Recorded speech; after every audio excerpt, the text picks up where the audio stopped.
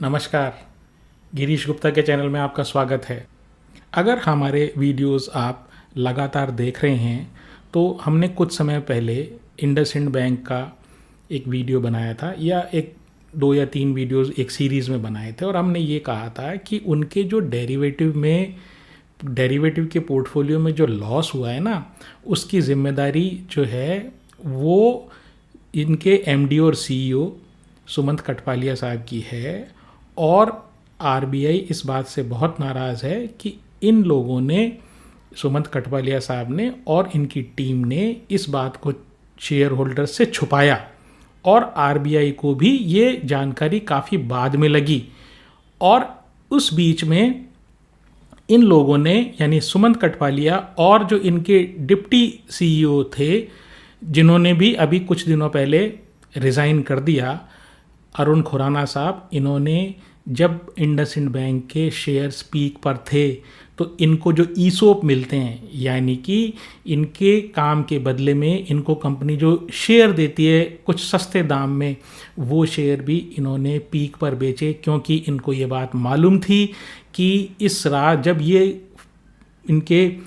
ये जो derivative portfolio में जब नुकसान की खबर आएगी तो शेयर का भाव नीचे जाएगा। अब ये सब तो बेच के निकल गए, और हो सकता है इनके पास कुछ और शेयर भी पड़े हों, लेकिन काफ़ी सारा चंक इन्होंने जब बेच दिया। लेकिन शेयर होल्डर की हालत तो तब ख़राब हुई जब ये घोटाला इंडसइंड बैंक में सामने आया और शेयर का भाव एक ही दिन में लगभग 26% गिर गया। आज भी वो 1300 का शेयर वो 800 साढ़े 800 रुपये में घूम रहा है। और अब ये जो इनका इस्तीफ़ा आया है, ये बहुत ही टाइमली इस्तीफ़ा आया है, क्योंकि इससे कम से कम ये जाहिर हो गया है कि आरबीआई और इंडसइंड बैंक के जो प्रमोटर हैं, ये बिल्कुल ये नहीं चाहते कि शेयर होल्डर्स का कुछ और नुकसान हो या बैंक में कुछ और प्रॉब्लम आए। और अब ये बिल्कुल तय है कि आरबीआई की सहमति से एक नया मैनेजमेंट आएगा, और वो जो नया मैनेजमेंट आएगा वो कंप्लीटली इस बैंक का ओवरहॉल करेगा। यानी कि जितनी भी गंदगी इन्होंने इस जो प्रेजेंट मैनेजमेंट है इसने छुपा रखी थी, उस गंदगी को सामने आने में अब कोई समय नहीं लगेगा जब आरबीआई एक नया सीईओ की नियुक्ति की सहमति देगी।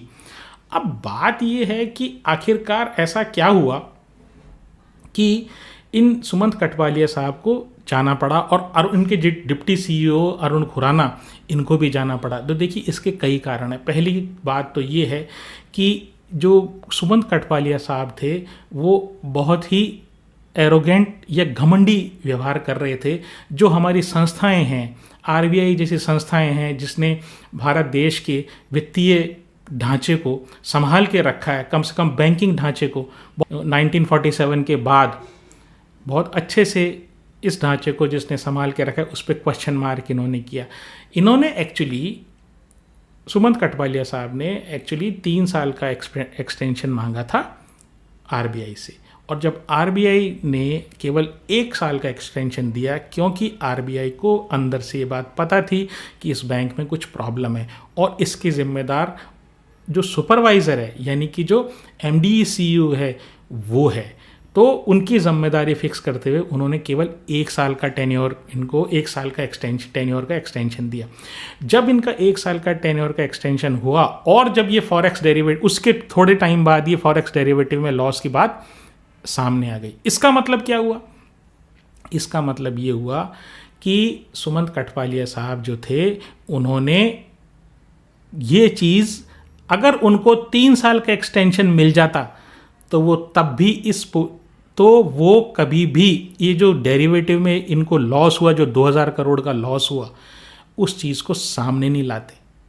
तो ये वाली चीज़, पहली चीज़ तो ये है कि ये शेयर होल्डर्स के प्रति और बैंक के प्रति ये ईमानदार नहीं थे। दूसरी चीज़ मैंने आपको बताई थी कि 1300 रुपये के भाव से ये लगातार अपने ईसोप के शेयर बेच रहे थे, हालांकि इन्होंने सारा डिस्क्लोज़र वगैरह सब दिया हुआ है ना। तो और तीसरी बात ये कि इन्होंने आज जब आरबीआई ने इनको 1 साल का एक्सटेंशन दिया, तो उसके बाद इन्होंने, इनसे किसी ने पूछा कि आखिर ऐसा आपको क्या लगता है कि मतलब टीसीटीवी वाले ने पूछा कि आपको क्या लगता है आपको एक्सटेंशन क्यों नहीं दिया, तो इन्होंने बड़े घमंडी स्वभाव में ये कहा, लगता है आरबीआई को मेरी लीडरशिप पर विश्वास नहीं है। तो उस टाइम भी हमने वीडियो में ये कहा था कि इतना घमंड जो है ना वो आपको बैंक से बाहर ही लेके जाएगा, और ये आखिरकार वो स्थिति आई गई, इनको जाना पड़ा। और हम तब आप हमारे पुराने वीडियो देख सकते हैं, उसमें हमने स्पष्ट ये कहा था कि ये 1 साल भी जो इनको एक्सटेंशन मिला है ये भी पूरा नहीं कर पाएंगे। जितना जल्दी ये चले जाएं उतना बैंक के लिए, शेयर होल्डर के लिए और हमारे वित्तीय संस्थानों के लिए अच्छा है। अब बात ये करते हैं कि अचानक से ये क्यों गए। वो इसलिए है, इसके कई कारण हैं। एक कारण तो ये है कि इन्होंने जो फॉरेंसिक ऑडिट करवाई, यानी कि जो डेरिवेटिव में इनका जो 2000 करोड़ का लॉस लगा डेरिवेटिव पोर्टफोलियो में, उसके बाद इन्होंने एक फॉरेंसिक ऑडिट बैंक ने करवाई और उसकी जांच रिपोर्ट सामने आई। अब बात ये है कि वो पूरी तरीके से जो है ना, वो एक इंटरनल रिपोर्ट पूरी तरह से उसकी खाके जो है वो सामने नहीं आया। वो बहुत सुपरफिशियल बात उसकी सामने आई, लेकिन अगर वो कंप्लीट हो गई तो उसमें कुछ ऐसी बातें अवश्य होंगी जो इन दोनों अधिकारियों, यानी अरुण खुराना साहब जो डिप्टी सीईओ थे जिन्होंने रिज़ाइन कर दिया, और जो हमारे सुमंत कठपालिया साहब थे जो एमडी और सीईओ, उनकी दोनों की कहीं ना कहीं जिम्मेदारी मिली भगत या सुपरवाइजरी नेग्लिजेंस। भैया आप डिप्टी सीईओ हो या एमडी और सीईओ हो, तो फिर आप क्या कर रहे थे? आपने ये बात छुपाई क्यों? आपके पास, आपकी नज़रों में ये बात कब आई? तो ये सारे जो एंगल्स हैं ना, ये बैंक को एक कॉरपोरेट गवर्नेंस के एंगल से दागी बनाते हैं। यानी जैसा जेंसोल वालों ने किया, और उस टाइम भी हमने ये कहा था कि ये लोग जो है ना एकदम झूठ बोल रहे हैं।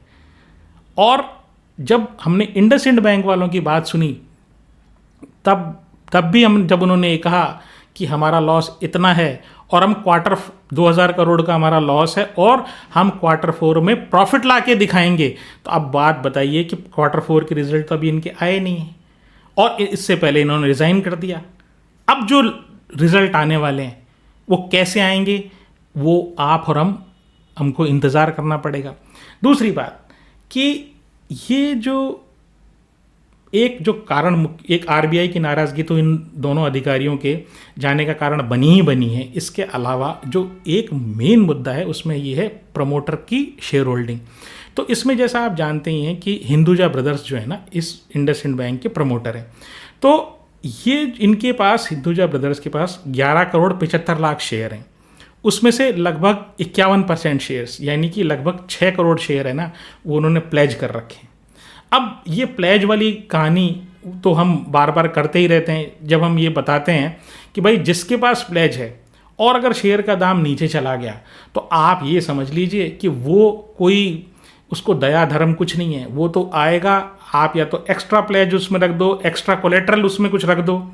मतलब अगर जिसके पास शेयर प्लेज्ड हैं, अगर उसके पास शेयरों की रेट, यानी इंडसइंड बैंक शेयरों की रेट एक सर्टेन लेवल से नीचे चली जाती है, तो वो कुछ नहीं बोलेगा। वो ये कहेगा या तो एक्स्ट्रा कुछ और गिरवी रख दो चीज़ें, ताकि मेरे पास कुछ सुरक्षा हो जाए। यानी कि मैंने आपको जितना पैसा दिया और जितना ब्याज है वो कम से कम मैं उनसे वसूल कर सकूं। अब मान लीजिए कोई नहीं दे पाया, तो वो क्या करते हैं, वो बिना देखे समझे, बिना सोचे, बिना विचारे वो सीधा सेल का बटन दबाते हैं और एक साथ ये शेयर जो है ना वो सेलिंग में आ जाते हैं। अब जब आप सेलिंग में अगर शेयर आ गए तो प्रमोटर की होल्डिंग कम हो गई, तो बैंक के ऊपर उस शेयर होल्डर का, यानी कि जो प्रमोटर का है, उसका कंट्रोल कम हो जाता है। तो ये सारी चीज़ें, अब ये तो सेठ हैं हिंदुजा वाले, तो इनको किसी से क्या मतलब, चाहे सुमन कठपालिया साहब हों या अरुण खुराना साहब हों या कोई और हों, उनके लिए तो वो घास फूस हैं। तो भैया तुमने काम सही नहीं किया और मेरे शेयर होल्डर, मेरा जो है इस बैंक के शेयर मेरे तो प्लेज्ड हैं, और अगर कोई ढंग से एक्शन नहीं लिया तो सारे जितने इन्वेस्टर हैं वो सब ये कह रहे हैं यार इनको हटाओ, और मैंने कोई एक्शन नहीं लिया तो शेयर का दाम और नीचे चला जाएगा, तो मेरे जो प्लेज्ड शेयर हैं वो बाजार में बिकने के लिए आ जाएंगे। तो भैया आप जाइए। तो एक कारण का ये रहा। अब बात ये करते हैं कि भाई अब ये चीज़ तो सही है, तो अब शेयर को क्या खरीदना चाहिए? देखिए, बात ये खरीदने बेचने की राय तो मैं कभी कोई आप लोगों को देता नहीं हूँ। मैं आपके सामने 2 सिनारियो रख देता हूँ। वो ये है कि पहले तो रिजल्ट कैसे आएंगे। तो मुझे ऐसा लगता है कि रिजल्ट तो कोई बहुत अच्छे आने वाले नहीं, क्योंकि वो जो 2000 करोड़ का लॉस है ना, वो अभी एडजस्ट होने वाला है, ठीक है। लेकिन मार्केट उसके लिए तैयार है, उस रिजल्ट मतलब उनको मालूम है भाई जो रिजल्ट आएगा उसमें 2000 करोड़ का इनको हिट लेना पड़ेगा, तो प्रॉफिटेबिलिटी तो बहुत अच्छी कोई एक्सपेक्ट कर नहीं रहा है। दूसरी बात ये है कि ये चीज़ अवश्य है कि जब नया मैनेजमेंट आता है, क्योंकि अभी तक सीईओ की कोई घोषणा नहीं हुई है, जब तक मैं वीडियो रिकॉर्ड कर रहा हूँ, ना कोई प्रोबेबल कैंडिडेट्स है के नाम सामने आए हैं। तो ये जो जब नया मैनेजमेंट आता है ना, या तो आप उसको देख लें कि वो कैसा आएगा, और आप ये समझ लीजिए कि वो नया मैनेजमेंट बाहर से आने वाला है। तो जो बाहर से आने वाला है, तो वो इनकी जो टीम थी पुरानी, रमेश सोबती जो इनके पुराने एमडी और सीईओ थे, वो सब इन लोगों को लेके आए थे, सुमंत कठफालिया साहब को और इनकी टीम को। तो ये लोग जब ये जो पुरानी टीम को वो धीरे धीरे, जो नया मैनेजमेंट आने वाला है ना, वो पुरानी टीम को धीरे धीरे इसको बाहर करेगा। और जब ये बाहर होंगे तो अंदर के जो राज है ना वो निकल के आएंगे, और वो जो नया मैनेजमेंट है ना, वो भी ये चाहेगा कि उनके ऊपर कोई आंच ना आए, इसलिए वो जितने भी एक्स्ट्रा कॉशस हो सकता है, जितने भी एनपीए वो निकाल सकता है, जितनी भी गंदगी वो निकाल सकता है, तो वो निकाल के सामने पटकने वाला है कि भाई देख लो, हमारे ये जो काम हुआ ना, ये मेरे टेन्योर में, मत बोल देना कि मेरे टेन्योर में हुआ, नए मैनेजमेंट की बात बता रहा हूँ। वो सारी गंदगी निकाल के पुरानी बाहर रख देगा, एक्स्ट्रा कॉशियस होके कि भैया देखो ये है, ये सारी गंदगी। अब जो मैं काम शुरू करूँगा ना, मैं नई तरीके से काम करूँगा। कल को मेरे ऊपर आप इल्ज़ाम लगा दो कि भाई ये तुम्हारे टेन्योर में हुआ था और तुमने तो कुछ किया ही नहीं इसके बारे में, तो हो सकता है कुछ और गड़बड़ियाँ भी बैंक में निकलें, ठीक है। तो अगर आप एग्रेसिव इन्वेस्टर हैं तो आप उस तरीके से निर्णय लें कि भाई ठीक है, मैं ये सब भुलाने को तैयार हूँ, शेयर कुछ सामने आने वाली, कुछ अगर गंदगी भी सामने आ गई, कुछ लॉस के और चीज़ें आ गई, कुछ और एनपी आ गए, तो भी मैं झेलने को तैयार हूँ। तो वो कोर्स ऑफ एक्शन आपका अलग होगा। दूसरा, आप कंजर्वेटिव इन्वेस्टर हैं कि नहीं मैं तो पहले रिजल्ट्स देखूंगा, नए मैनेजमेंट को देखूंगा, देखें वो क्या कैसा काम करता है, और महीने 2 महीने चाहे मैं ऊपर लेने वाला हूँ तो मैं ऊपर ले लूँगा, लेकिन मैं अभी कोई हाथ पैर नहीं मारूंगा इसमें, ठीक है। तो ये आपके वो दूसरा अप्रोच हुई। तो एक एग्रेसिव इन्वेस्टर है, उसको क्या करना है, वो ये सोच के कि हाँ भाई गंदगी तो आने वाली है, वो वैसे रिस्क ले सकता है। और जो एक कंजर्वेटिव इन्वेस्टर है, वो जो है वो आगे बैंक की परफॉर्मेंस और मैनेजमेंट की परफॉर्मेंस देख के जो है इस शेयर के बारे में कुछ विचार कर सकता है। अब बात यह है कि क्या बैंक में कुछ खराबी है? देखिए, किसी बैंक में कोई खराबी नहीं है। बैंक में, किसी भी बैंक में, मतलब जितने बड़े ये जो बैंक है ना, प्राइवेट सेक्टर के बैंक, इनमें किसी में कोई खराबी नहीं है, क्योंकि आरबीआई जो है ना वो बड़ी कड़ी नज़र रखती है। खराबी तो कर लेंगे, लेकिन आरबीआई की नज़र जो है ना वो बड़ी पैनी है इनके ऊपर। तो इसलिए क्या है, कोई इंडसइंड बैंक भी कोई ख़राब नहीं है और ना कोई और बैंक ख़राब है।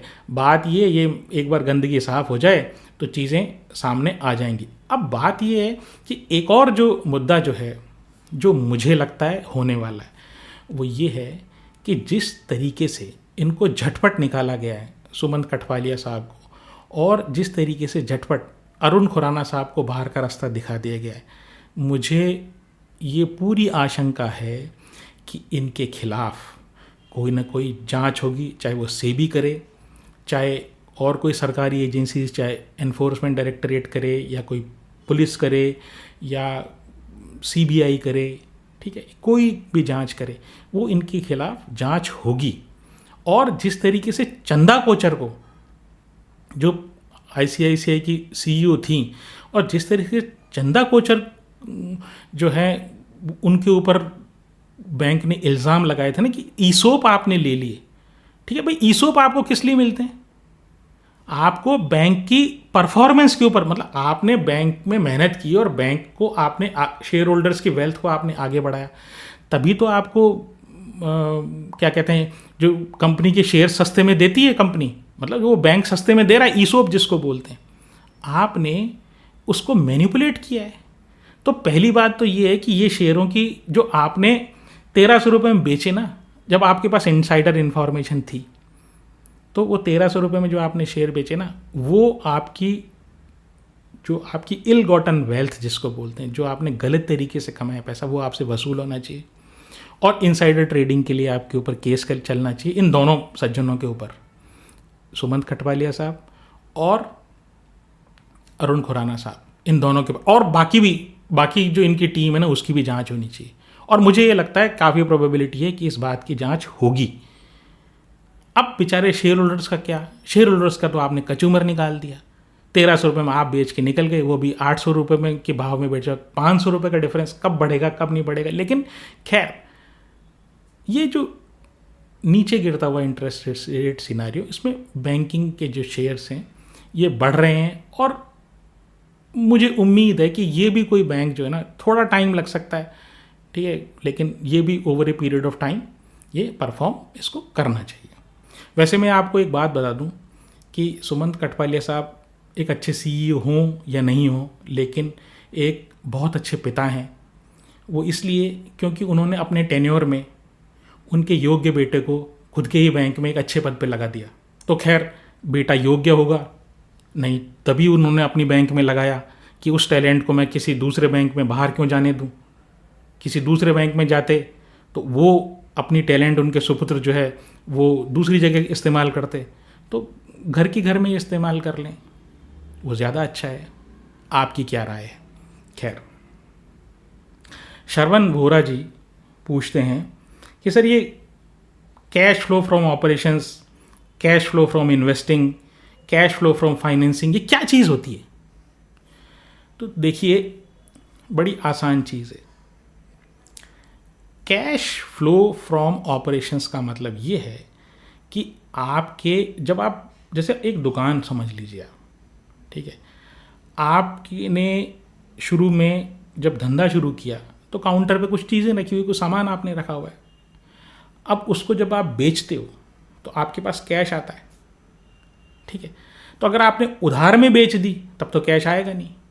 अगर आपने नगद में बेच दिया, ठीक है, तो आपके पास कैश आएगा, ठीक है। ऐसे ही वो सामान बनाने के लिए आपने माल लिया, वो माल अगर आपने उधार में ले लिया तो आपका कैश बच गया, कैश नहीं पे किया ना, बाद में देंगे आप। और अगर आपने उसको नगद में खरीदा तो आपके कैश आउटफ्लो हो गया। तो बात ये है कि जब आप एक कोई दुकान चला रहे हो और उसमें आप डेली का समझ लीजिए, आप तो डेली, पूरे साल का मत समझिए, डेली में आपने जब सामान लेकर आए, ठीक है, तो आप मान लीजिए 1000 रुपये का सामान लेकर आए। अब शाम को जब आप गए तो थ्योरेटिकली आपके पास वो 1000 रुपये का सामान अगर पूरा बिक गया तो 1000 रुपये का सामान प्लस प्रॉफिट, जैसे मान लीजिए 10% प्रॉफिट है, तो आपके पास 100 रुपये एक्स्ट्रा, यानी 1100 रुपये आपके पास होने चाहिए अगर पूरा माल बिक गया। अब अगर आपका पूरा माल बिक गया लेकिन आपके 900 रुपये आपके पास हैं, तो वो 200 रुपये कहाँ गए? यानी आपने उधार में बेच दिया, ठीक है। एक कंडीशन हो सकती है। तो बेसिकली आप जब ट्रांजैक्शन करते हो, बिजनेस का ट्रांजैक्शन, कोई और नहीं, मतलब सामान की खरीद फरोख्त जब आप करते हो, तो उससे जो कैश जनरेट होता है ना, कैश उधार वाला नहीं, सिर्फ जो कैश जनरेट होता है उसको कैश फ्लो फ्रॉम ऑपरेशंस बोलते हैं। दूसरा जो है वो है कैश फ्लो फ्रॉम इन्वेस्टिंग। अभी कैश फ्लो फ्रॉम इन्वेस्टिंग क्या हुआ? तो जैसे आपने सामान बेचा तो पूरा आपने 1000 रुपये का सामान बेच दिया और 100 रुपये आपके प्रॉफिट क्या है, ऐसा मान लीजिए, ठीक। नगद में बेचा तो आपके पास टोटल 1100 रुपये आए। अब आपने क्या किया, वो जो 100 रुपये है ना, उन 100 रुपये को आपने बैंक में जमा करा दिया, तो आपका कैश फ्लो जो है ना वो माइनस हो गया। तो आप क्या कह रहे हो, क्यों कर रहे हो 100 रुपये? भाई मैं इन्वेस्ट कर रहा हूँ, बैंक में एफडी में मैंने पैसा डाल दिया। तो जो कैश फ्लो फ्रॉम इन्वेस्टिंग है ना, वो आपका नेगेटिव हो गया। कहाँ से आया पैसा? वो कैश फ्लो फ्रॉम ऑपरेशन से आया आपका। और आपने वो जो 100 रुपये है ना, वो 100 रुपये ले जाके आपने जमा करा दिए बैंक में, तो वो कैश फ्लो फ्रॉम इन्वेस्टिंग हो गया, नेगेटिव है यहाँ पर, ठीक है। अच्छा, इसकी जगह आप ऐसा होता कि मान लीजिए आपका कोई पुराना इन्वेस्टमेंट है, वो इन्वेस्टमेंट आपने बैंक से निकाल लिया, तो आपके पास कैश आ गया, तो वो जो है वो पॉजिटिव कैश फ्लो आपके जेब में आ गया ना वो पैसा।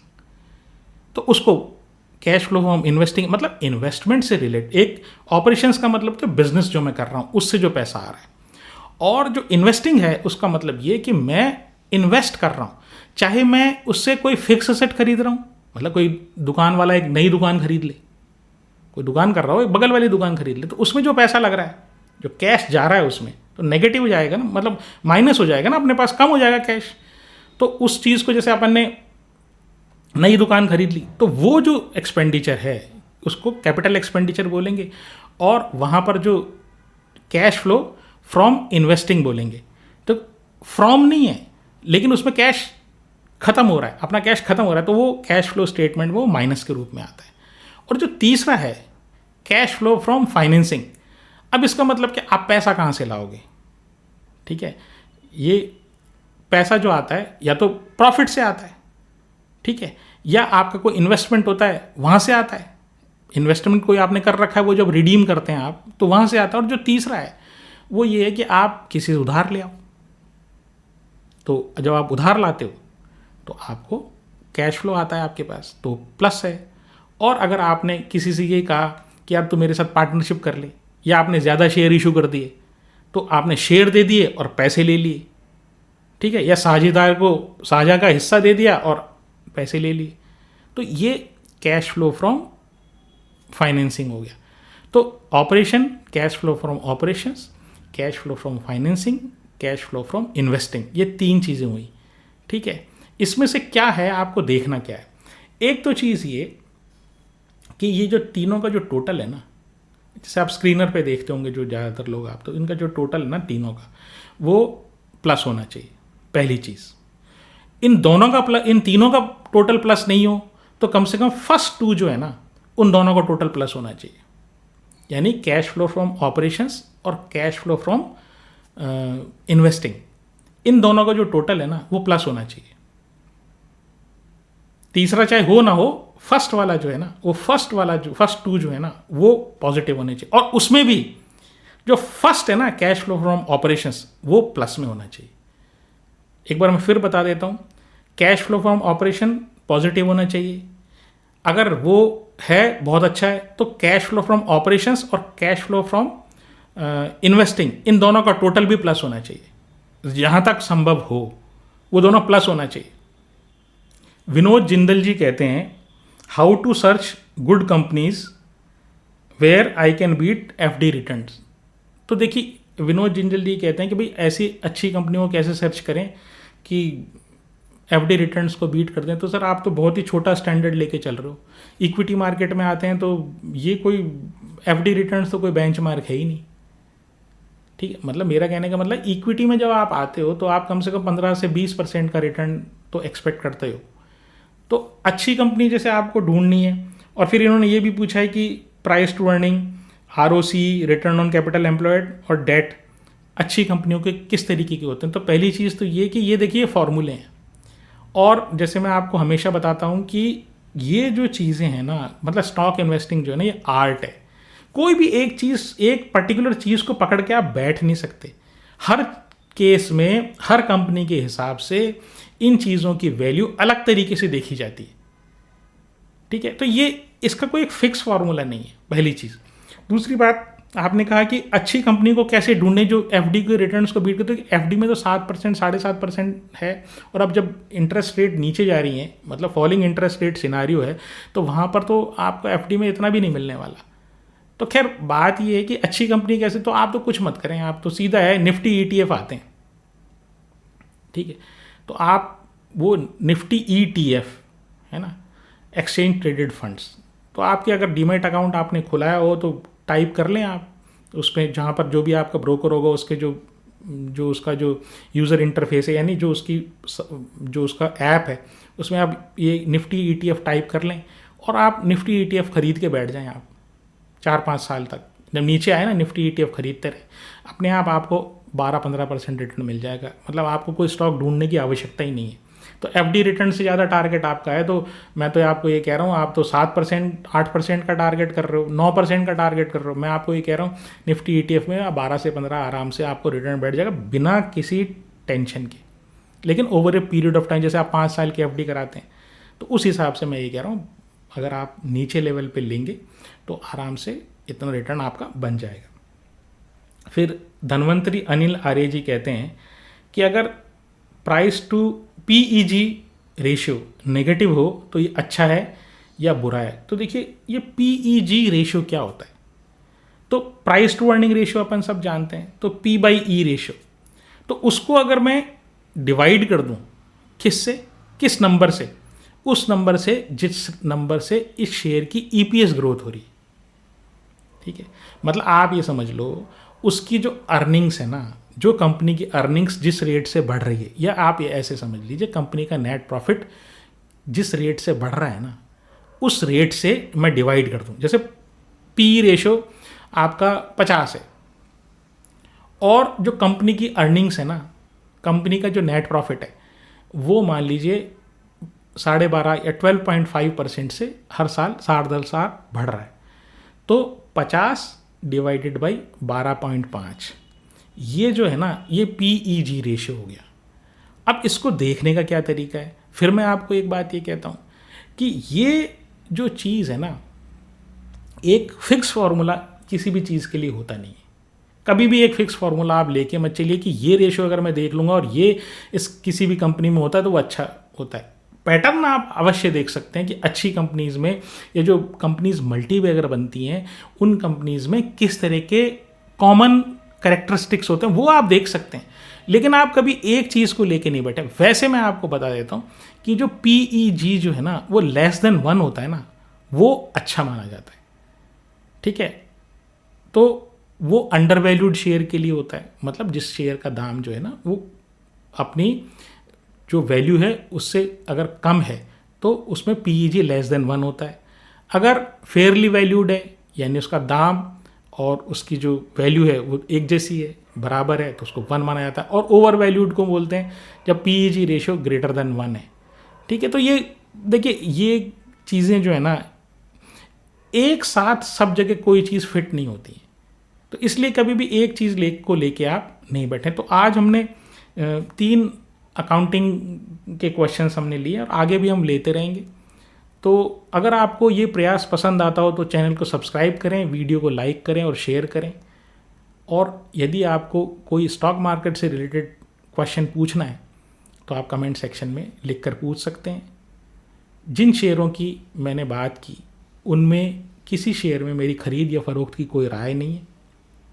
आप कृपया अपने फाइनेंशियल एडवाइज़र से अवश्य पूछें और हमेशा अपनी स्टडी करके ही शेयर में खरीद या बेच की राय या उस पर एक्शन लें। तो आज के लिए इतना ही। नमस्कार, धन्यवाद, जय हिंद।